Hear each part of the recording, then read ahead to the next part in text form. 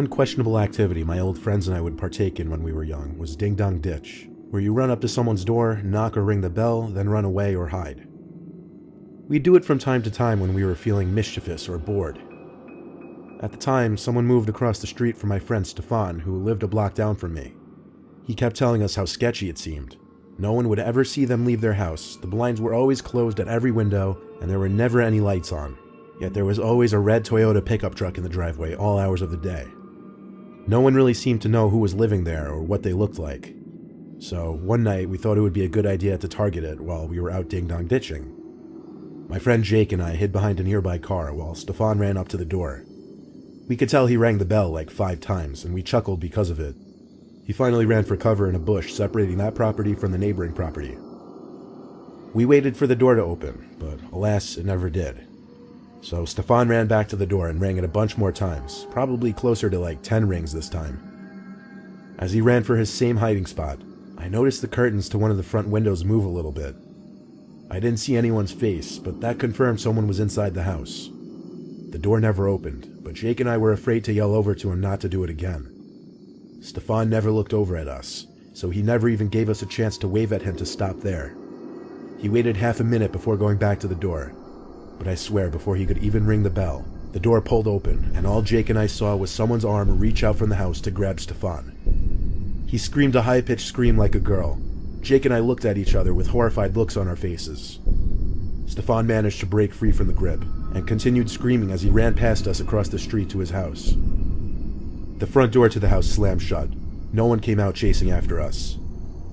We followed Stefan to his house, and as soon as we got inside, I told him that was a horrible idea. Now that person would know they were neighbors.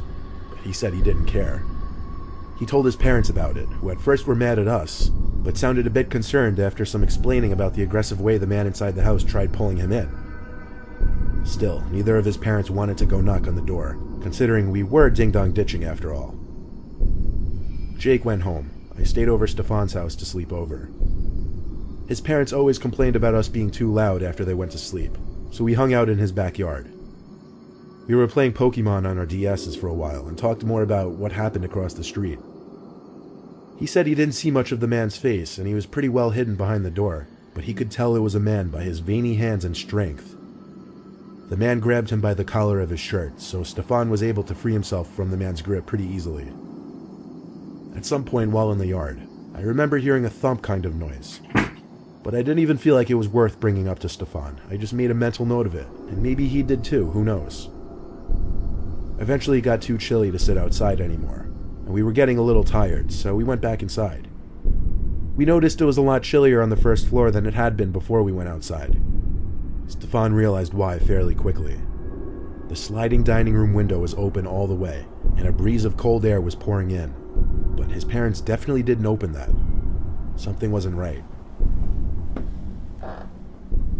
There was the sound of a footstep or something falling on the carpeted floor above us, in Stefan's room. It set him off screaming for his parents. The house has a very open layout, so of course they heard him and came rushing out of their room, confused and worried as hell. We pointed at the open window, then said someone's in his room upstairs. His dad ran downstairs to grab the biggest kitchen knife they had and ran back upstairs as we all waited in fear for something to happen upstairs. His mom hugged us and tried to comfort us while she called the police. Stefan's dad started to scream. Not like a scared scream or a scream out of pain, but more so an angry scream. We waited downstairs until the cops showed up, and they went up to Stefan's room. What actually happened is so disturbing. As anyone could guess, the break-in point was the window. Stefan's dad checked his son's room and heard something in the closet. Upon opening it, someone tried to lunge at him, but he immediately got one good stab in the person.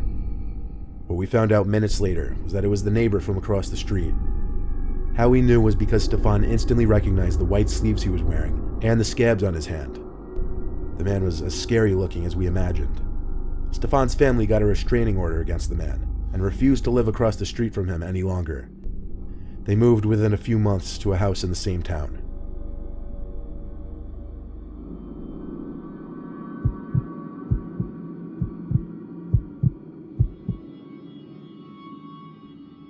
This is a story that happened a few days ago.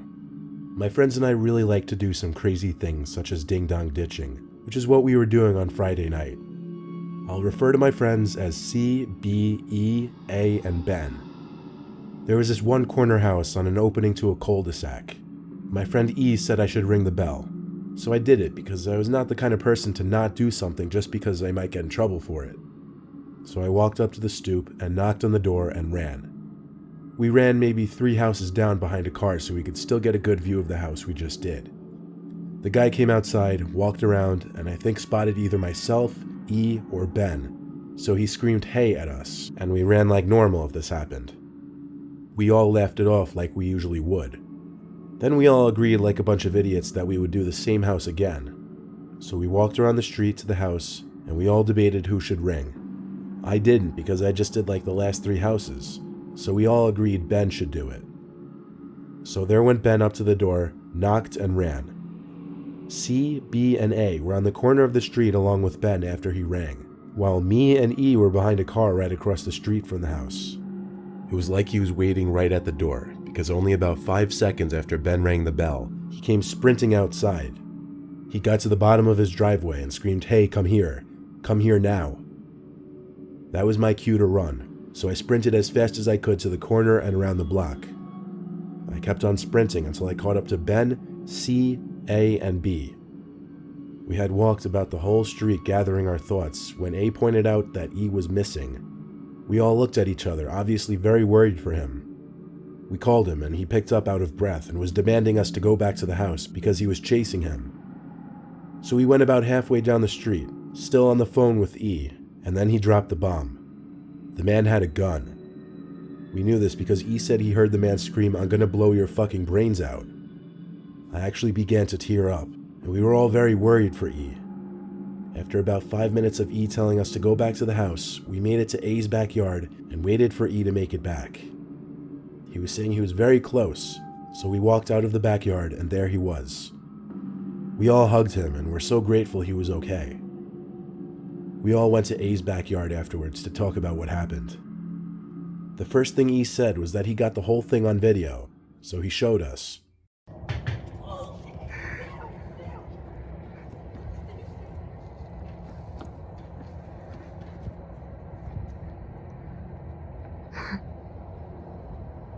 Hey, come here now!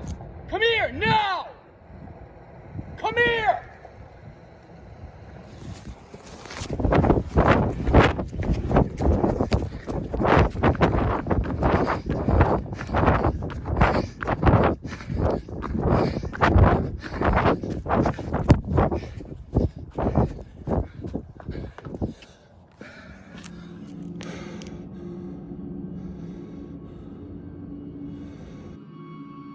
So what happened that I was completely unaware of was that when I ran away from behind the car, the man started chasing me.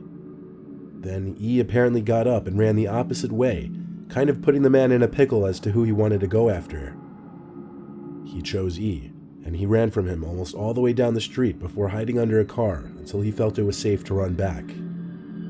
This was the most insane night of my life, and I couldn't thank E enough, because if it weren't for him, who knows what that guy would have done to me if he had caught up.